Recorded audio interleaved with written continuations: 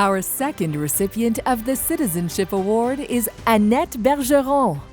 My name is Annette Bergeron. I'm a professional engineer. I have an MBA. I'm a Fellow of Engineers Canada and a Fellow of the Canadian Academy of Engineering. I did my education at Queen's University in metallurgical engineering and followed that with a Master's of Business Administration from York University, the School of Business. I became interested in engineering because my father, Lou Saunier, is an engineering technologist. And in my childhood, he used to take me to his office so I could play on the drafting tables. So in high school, I decided I wanted to take a drafting course to prepare for engineering. In my high school yearbook, I wrote that I wanted to be president of an engineering organization as a lark. Well, didn't I become president 4 times? I think it's important to start your career as an engineer on the ground or in a plant or in the field. And that was the case for me, working on the plant floor at Dofasco. Very exciting. We were working with 300-ton ladles of molten steel. And so there's never a dull moment. So I really enjoyed the first decade of my career. I ran for the OPEA board starting in 2002 when it was just starting out as an organization. And then later I became president. I served as president, chair of the board twice. And now I am so proud of the organization that OPEA has become. The other work that I enjoyed with OPEA was they received a grant from the federal government, from Women in Gender Equity Canada, to work on a project called Barriers to Women in STEM. There were 150 women leaders across Canada working on various projects, so it was called the Canada 150 project. And I was so happy to be a co-leader of that project, and it was so rewarding, and the outputs were amazing.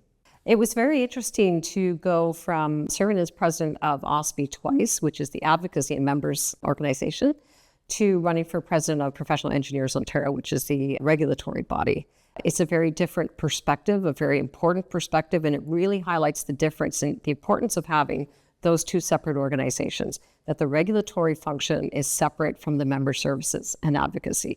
So I very much enjoyed the focus on the regulatory side because I knew how important it was not to dabble in the advocacy and member services. We'll both do a better job if we're focused on our mandate. I'm a big believer in volunteering and giving back to my community. So I joined Kingston General Hospital, where I served on the board of directors for 9 years. I then moved on to the Local Health Integration Network for Eastern Ontario. And was on that board for 3 years. It was a tremendous honor and surprise to be named as the Honorary Guard Commander of Fort Henry National Historic Site. As someone who was born and raised in Kingston, you can't separate Fort Henry from Kingston. They are one and the same. So being named the Honorary Guard Commander was incredible, and I am trying now to show the world our beautiful historic treasure here that we have. It's the jewel of Kingston. The top 25 women of influence in Canada was a tremendous honor.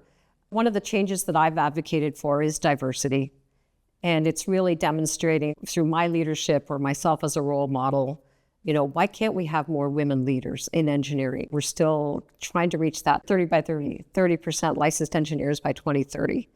It's important to have role models to affect those changes and for people to see, if you're an effective leader as an engineer, why can't we have more women or more different people being leaders of our profession?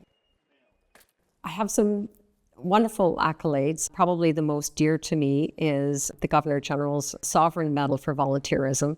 That kind of encapsulates my career as a volunteer.